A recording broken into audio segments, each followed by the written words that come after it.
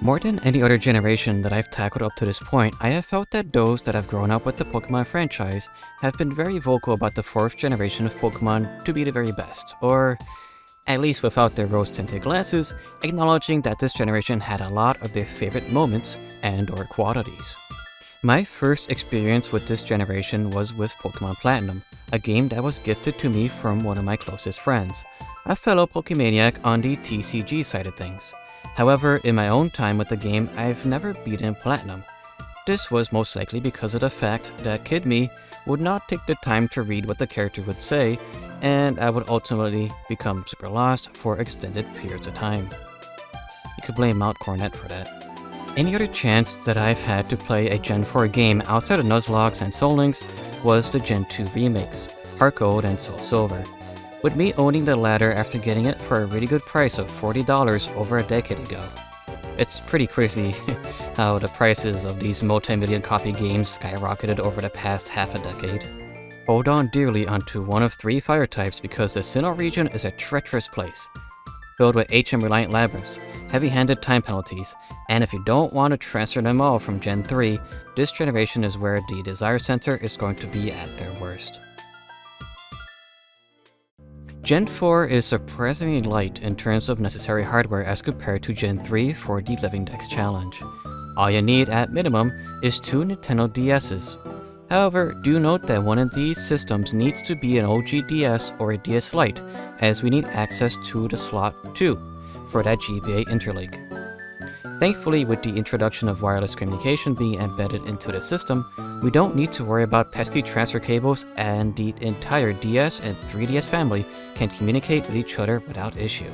While there are no hardware alternatives to the Nintendo DS family outside of the 3DS backwards compatibility, the entire line of these dual-screen systems is extremely affordable. The original Fat DS, DS Lite, and DSi systems are pretty cheap, with only the XL version of the DSi starting to command a slightly higher price tag. Although do note that the aging screen technologies of these systems have started to cause a yellowing effect to occur on these screens. This yellowing is a natural process of aging adhesives that may have been accelerated by harsh, humid, and/or hot climates. So like getting a cheap NES or Super Nintendo, if you're fine with having a cheesy screen, you can get a DSi or XL for pretty cheap. Cheaper if you get one from Japan. And quite honestly, you can only see the yellowing on fully white screens like the boot animation, but most of the time it's not very noticeable during gameplay. What I used for this challenge was just my OG DS that has a capture card, alongside my Burgundy DSi XL that already has a tiny bit of yellowing on the top and bottom screens. As alluded to before, most if not all of the DS Pokemon games are considered extremely collectible these days, even if they sold a million copies plus or not. Take for example my childhood copy of Soul Silver, which was worth around $60 without a Pokewalker back when I got it, to it now being my second most viable game in my collection, right behind Bomberman 64, The Second Attack. I mean, there's a $100 average difference between the two, but the point still stands. With only the mild exceptions being Pokemon Diamond and Pearl having reasonable market prices, that's most likely due to the recent Switch remakes. If you're strapped for cash or simply cannot get a reasonable price on any of these titles, using a flashcard is a big recommendation. Even if you do have all the games, I would recommend either using an R4 with custom firmware or a parallel flashcard. Having my main game be Pokemon Platinum, you'll need a copy of Diamond, Pearl, Heart Gold, Soul Silver, alongside the 5 GBA titles and a DS flashcard of your choosing in order to complete the Gen 4 LivingDex. What I ultimately did was get my hands on an authentic copy of Pokemon Platinum, which after deal hunting for months, I finally got one for a reasonable price.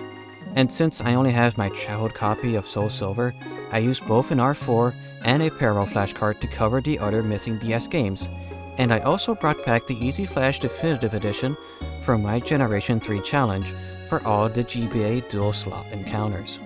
There really isn't a difference between the R4 and parallel flashcard besides price, with the parallel being more expensive at about $20 with the R4 being as cheap as like 5 or 10ish. In the past, I would have warned about the R4's time bomb issue, but with community-made firmware, that is now an issue of the past. The main gripe with the BRoll is not only the higher cost, but also the Easy Flash company seemingly abandoning this product months after launch. While none of the games I've played are affected by compatibility issues, the lack of basic features like sleep functionality doesn't really make up for its cool transparent shell. Finally getting into the game, the Gen 4 games, perhaps rebounding from Gen 3's lack of mechanics for wild Pokemon encounters, have a multitude of heavy time and RNG-based mechanics. In a sort of Animal Crossing-inspired affair, Gen 4 has the player constantly check over time and days for the opportunity to have an encounter with certain Pokemon.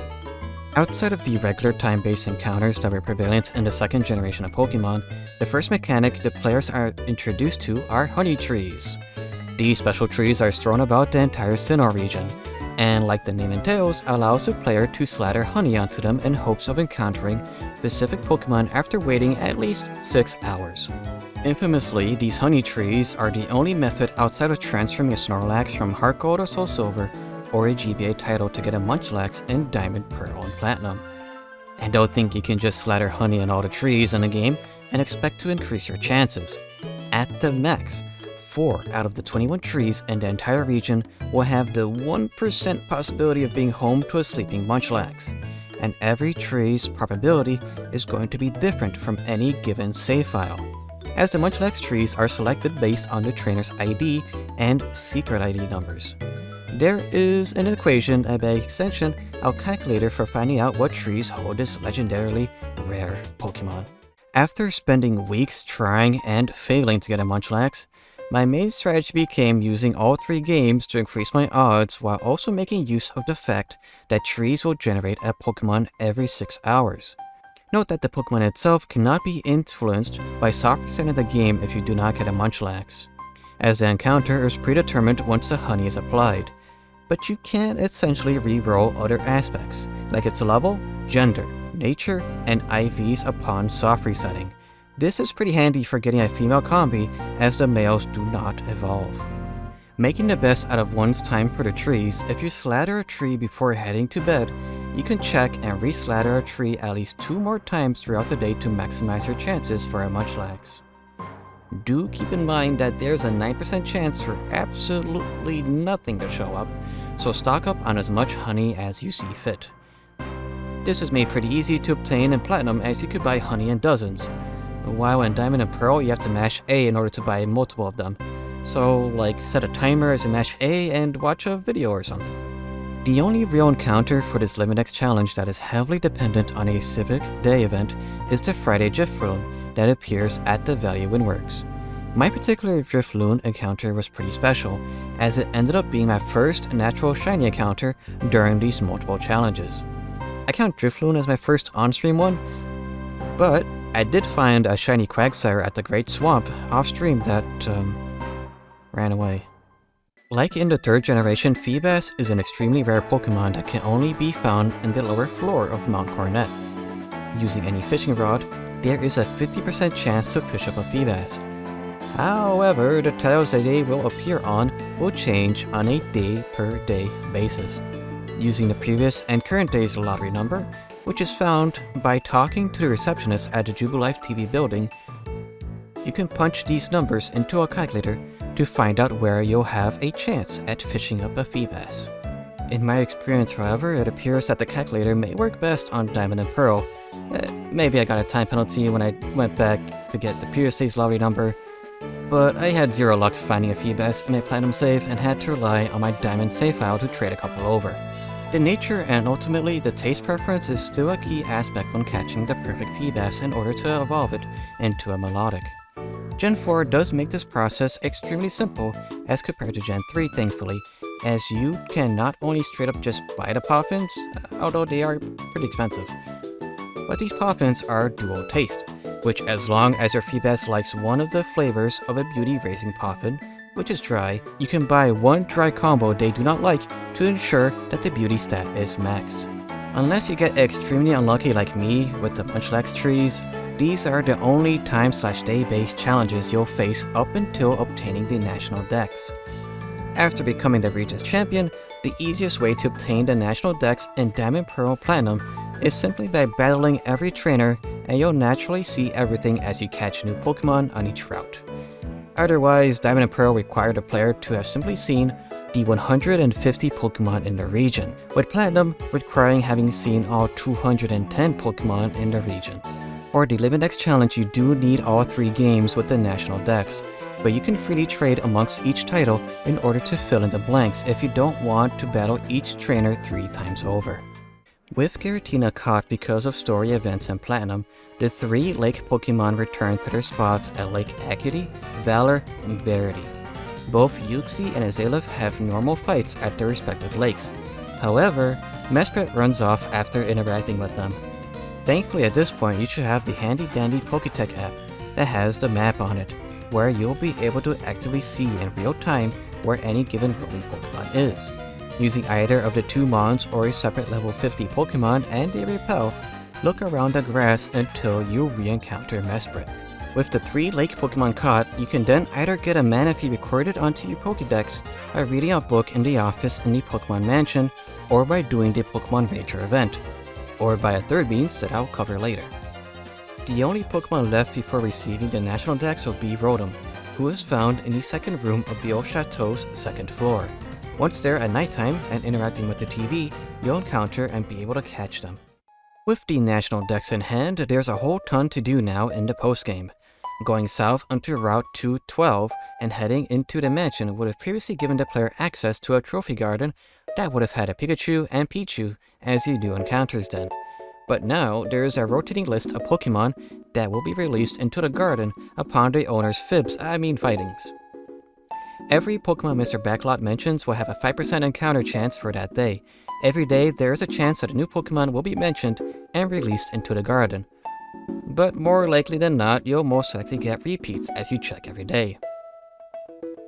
Just in case, however, if you did not catch the previous 2 Pokemon that were placed in the garden, they will remain there until more Pokemon are released upon Backlot's request. The other daily check-in in the postgame are swarms. Known as mass outbreaks here, every day there will be a random chance of a certain Pokemon outbreak to occur on a random route. You can find out about these swarms by talking to Lucas/Dawn's little sister in Sand Gem Town, or by watching the Sinnoh televisions. Like with the Trophy Garden, these outbreaks are prone to repeats, and are very annoying once you almost have them all. Like, I never got the Larvitar outbreak, so I had to transfer one in for my Soul Silver playthrough. The 4th major and final area of the game that is heavily reliant on checking in daily is the Great Marsh. While you can head there way before the postgame of Platinum, heading there with the National Dex will unlock a slew of different Pokemon that can appear. Every day, a random set of Pokemon will be chosen to appear, with the easiest way to find out what Pokemon are about is by spending 100 Pokédollars on the binoculars just before heading into the Great Marsh. In my experience, I would have to spend the 100 Pokédollars multiple times in order to get a good picture, as what is shown there is most often than not a Pokemon that is already prevalent in that spot in the marsh. Apparently, the only way to change what Pokemon are about in the Great Marsh without waiting until the next day is by record mixing, as that would ensure that all the trainers that mix the records would encounter the same Pokemon on that day. As a final note on the time mechanics in the 4th generation of Pokemon, there are hidden time penalties that will temporarily freeze the daily updates of these 4 events. The player will get penalized when changing the time at any point because of how the time is recorded for any given save file. While not going super in-depth into this, as there is already a video by a person called Etchy that not only goes into more depth about how time works on the DS Pokemon games, but also a solution that mitigates this conundrum. A TLDR when it comes to time and the Gen 4 games, the Nintendo DS has 2 RTC values that are constantly checked by the game, a hidden value that is preset, and the other time value that you can freely change. When saving your game, the time travel protection system will save the offset between the 2 RTC values, and if the game detects that this offset changes, the player will get penalized for 24 hours. For normal gameplay, this time travel slap on the wrist doesn't really mean anything. You can change the time and catch early morning or nighttime only Pokemon without a care. However, when it comes to honey trees, the Trophy Garden, swarms, and the Great Marsh, This would effectively freeze these events for 24 hours as punishment. As noted before, Ecchi has documented a feasible process for getting around this dilemma, as while it took months for me to get a Munchlax, it can only take minutes by exploiting the quirk of how DSIs get their hidden RTC value reset when factory resetting the console. While sounding like a grace from the heavens, this solution ultimately did not work for me. Perhaps I'm just bad at following instructions, or my DSI XL is a funny exception, but every attempt to skip ahead resulted in failure. Also note that adjusting the time for daylight savings or just playing the game on another system will also punish the player if you save. Moving on from time-based complaints to social conundrums, Spiritomb is probably the oddest Pokemon encounter in the entirety of Generation 4. To begin the process to encounter a Spiritomb, we first need to obtain an odd keystone. There are two methods of getting an odd keystone, the first being a gift from a black belt trainer on Route 208. The second, probably more annoying method is unearthing one from the underground. With an odd keystone in hand, the next step is then to set up a second system, or have a friend help by booting up a second Gen 4 title. By meeting this second save file 32 times, by interacting with them in the underground, we'll finish the most difficult and time-consuming step. After that, head to Route 210 and interact with the small stone monument to finally encounter the Spiritomb. While I did this after I got my national dex, you could get the social aspect done the second you have your hands on the underground equipment. Spiritomb is encountered at level 25, so they are by no means a late game encounter. While on the topic of the underground, there's a whole subsect of Pokemon that can only be obtained through this minigame, and it's all the fossils. While not the only method of getting fossils in the 4th gen of Pokemon, as you can Rock Smash and Heart Gold and Soul Silver at the Ruins of Alph to have a small chance at finding some fossils. Interacting with the sparkling spots on the walls will then begin the mining minigame. You can see what's around by tapping the screen and following the dots on the top screen, by the way. Here, you can choose to slowly chisel away or hammer at the cave's walls. As you work on the wall, there is a hairline crack that starts to form at the top of the screen. Having that fill out will forcefully pull the player out of the minigame as the wall collapses. Don't worry though, as anything that is revealed is rescued before leaving. While the most common finds here are shards, you can get imported evolution stones from the underground.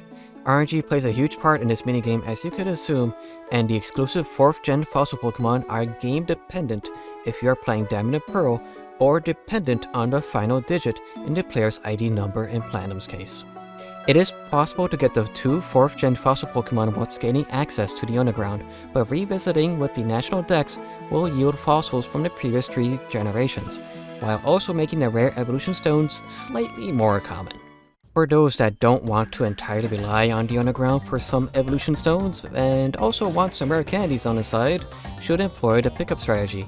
Having at least a single Pokemon with the pickup ability at or above level 51 will give a slight chance at picking up either a rare candy, dawn, dusk, or shiny stones.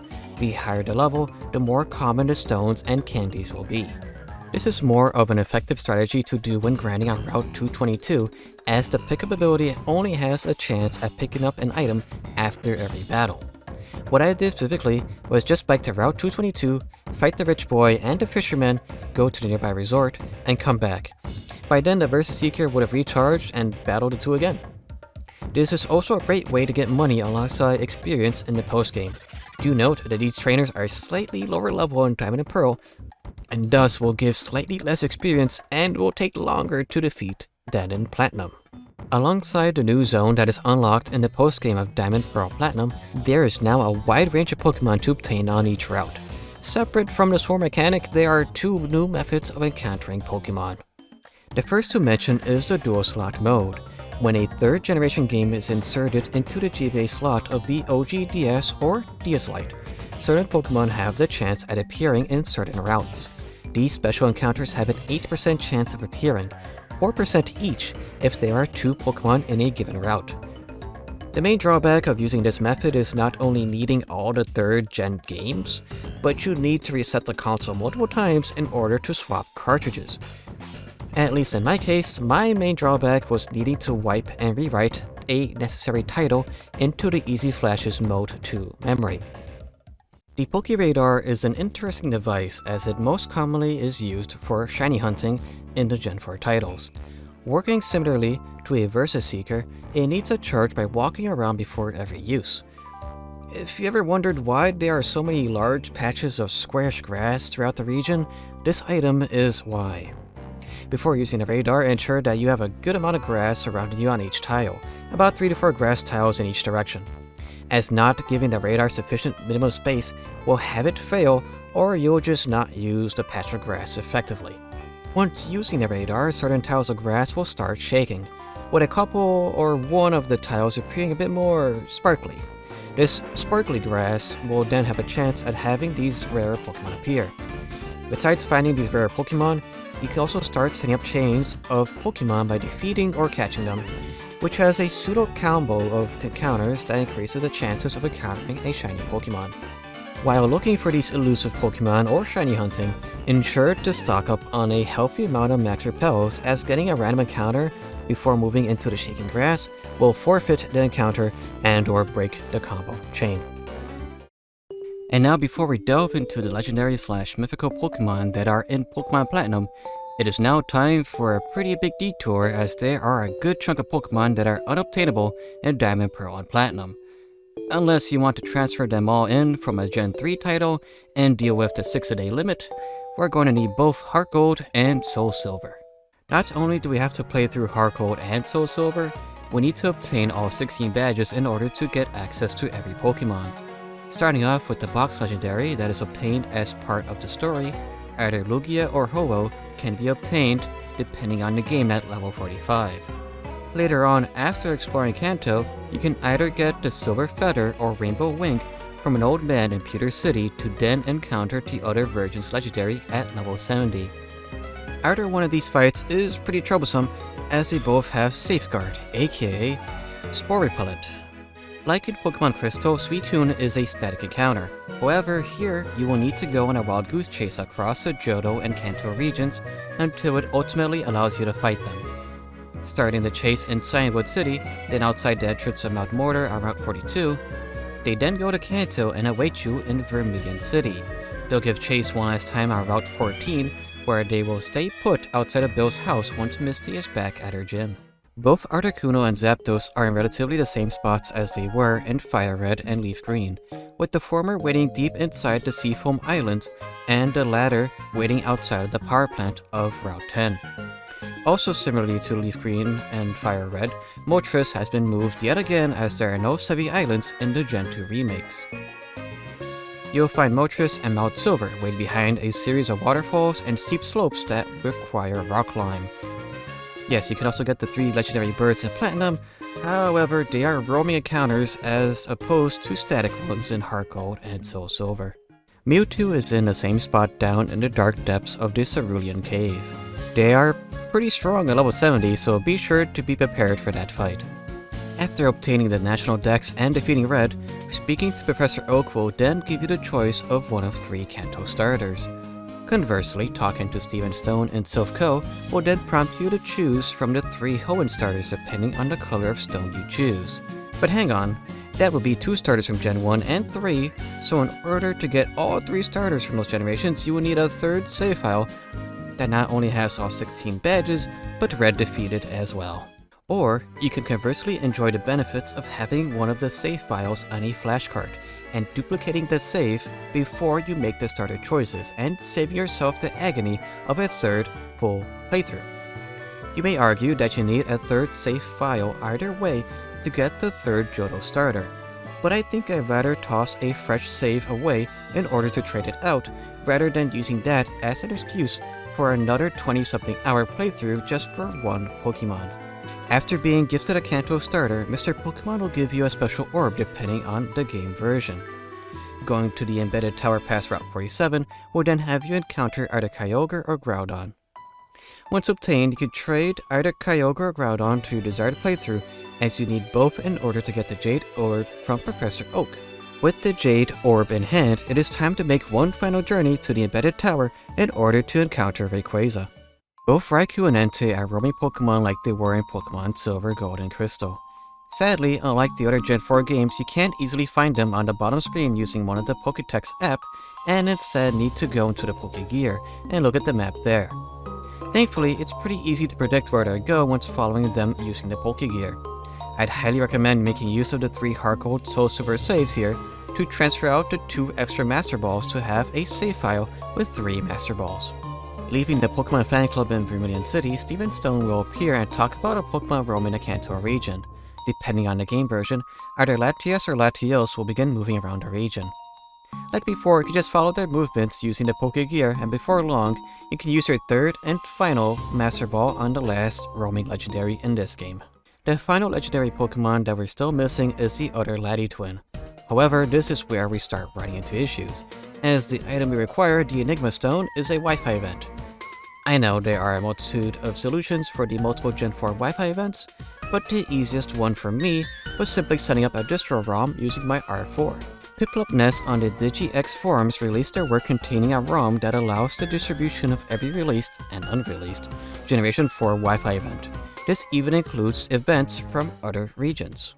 Setting this up on an R4 or any DS flash card is incredibly simple, as you can just drag and drop the entire folder on either the root or inside the folder where you keep your other DS backups.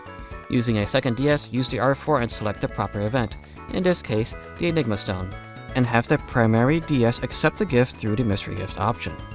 With the stone in hand, after talking to the attendant at the Pokemart, it is time to head to the Pewter City Museum. Once you're there, you'll once again meet with Steven, and he'll talk about the mysterious stone he just picked up. Giving it to the attendant will then have us find out that the stone is actually a Soul Dew. Upon leaving the museum, you'll be then warned by Steven that the other Latitwin has appeared, and they're itching for a fight. With that final legendary caught, it is then time to transfer out everything from our Heart Gold and Soul Silver misadventure and return to Platinum.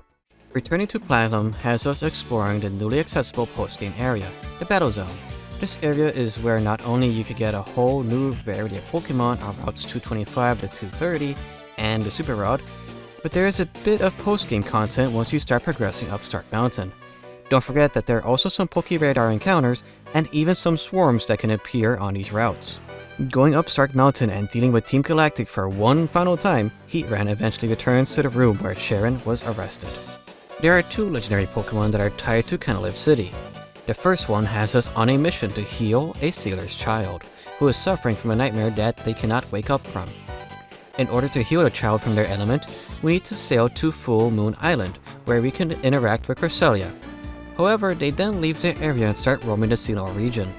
Thankfully, tracking them is the same deal as with Mesprit, and you can find them with little effort with enough repels and 8 level 50 as your lead. Before we can finish up the Livingdex, it is time for some more Wi-Fi events. From my understanding, for obtaining Regigigas, you'll need all 3 Regis in your party as you explore the newly opened Snow Point Temple. However, in order to get the 3 Regis, you need a Regigigas, and not just any ordinary one. You apparently need one from the 11th movie. So time to boot the Wi-Fi event on my R4 and get the movie Regigigas onto my Platinum save. Oh, wait, this event is actually Diamond and Pro exclusive. Alright, well, time to get Regigigas onto Diamond, and then trade it over to my Platinum save. With Regigigas on your party, there are now 3 special caves that will open up. One on Route 228, in Mount Coronet,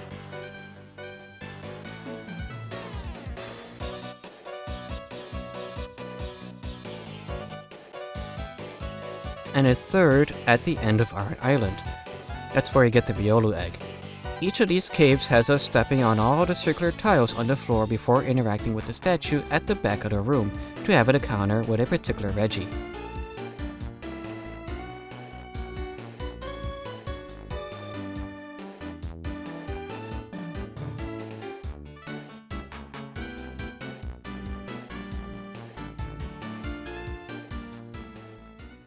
As alluded to before, there are 2 ways to get a Manaphy. One has us going through Pokemon Ranger, and the other one has us use another Wi-Fi event. Like Regigigas, Manaphy is a Diamond and Pro exclusive event, so you'll need to trade it over to Platinum. Just don't forget to have it mate with a Ditto in order to get and hatch a Phione. Is it Phione? Darkrai is only obtainable for those that have gotten the Membership Pass Wi-Fi event, so after receiving the pass using the Distro-ROM, we're headed back to Canalib City. head towards the usually locked building and hop straight to bed.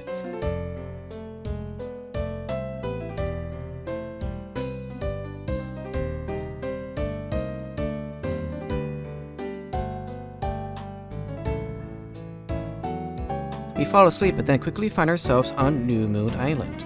Similar to Full Moon Island, we follow the path upwards to meet face with the living nightmare, Darkrai. Using the Oak's Letter Distro event has us going back to Victory Road on the eastern path that was barely opened up after we became champion. Assuming you went through this area before and dealt with the trainers and the fog, there's nothing of note until you reach the very end of Route 224. There, you'll meet with Professor Oak, and eventually Marley will also show up alongside Shaman. After giving chase, preferably on bike, you'll eventually corner Shaman and battle them in their land form.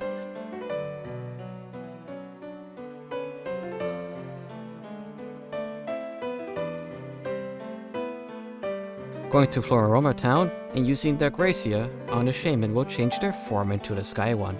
Just note that they will revert back when being put into the PC. There's still one more Wi-Fi event to do, but we have some unfinished business on the top of Mount Coronet. After talking to Cynthia's grandmother and obtaining both the adamant and lustrous orbs from within Mount Coronet, we can now encounter a level 70 Dialga or Palkia. The very top of Mount Coronet now will either have a purple or blue crystal, where interacting with them will start the battle against either one.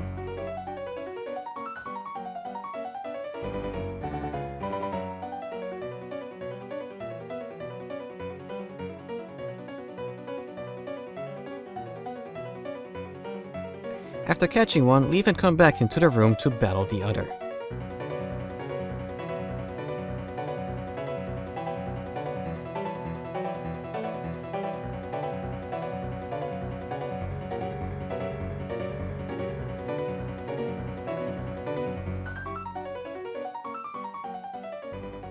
And now for the final Pokemon, Arceus. Now the funny thing is with Arceus is that technically speaking they are unobtainable within normal or official means in Gen 4. It was not until Pokemon Legends Arceus on the Nintendo Switch that you're able to officially capture them. This was due to the item, the Reserve Flute, never being released. Thankfully, however, we can still do the event using the distro-cart, and while you may have to toss out another card in order to accept the flute, this event still works exactly as intended. Once again, we have to climb up Mount Coronet to the Spear Pillar, and once we play the flute, a heavenly staircase appears where you can catch the final and highest level legendary in Pokemon Platinum, Arceus. Odysseus.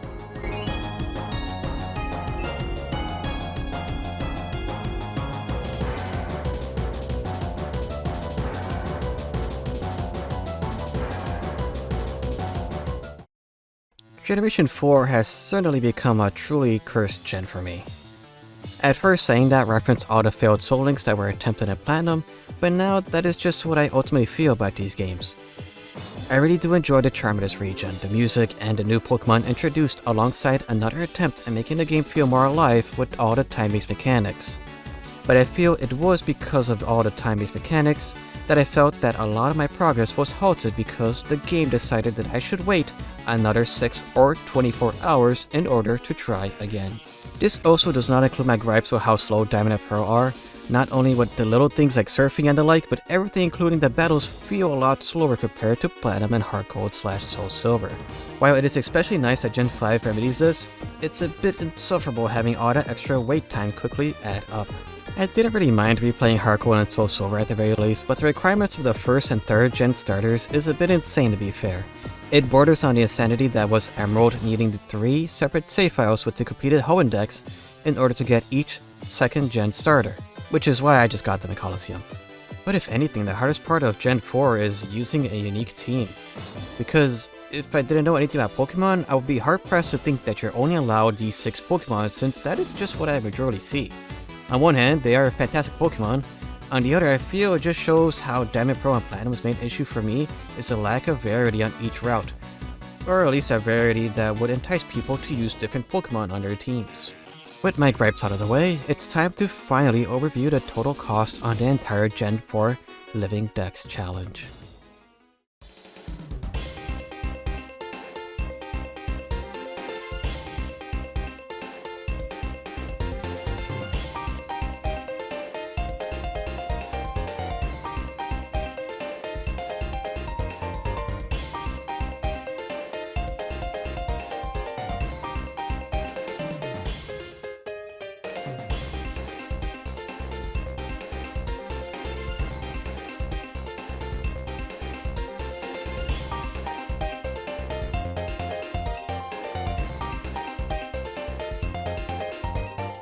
As insane as the market price is, it's still cheaper than the mid-February price for the 3rd Gen challenge somehow.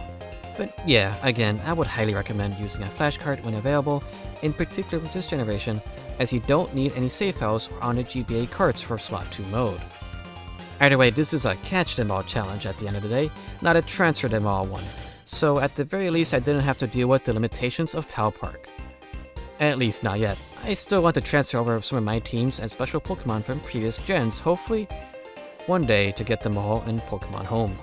If you made it to the very end of this video, please leave a like and subscribe.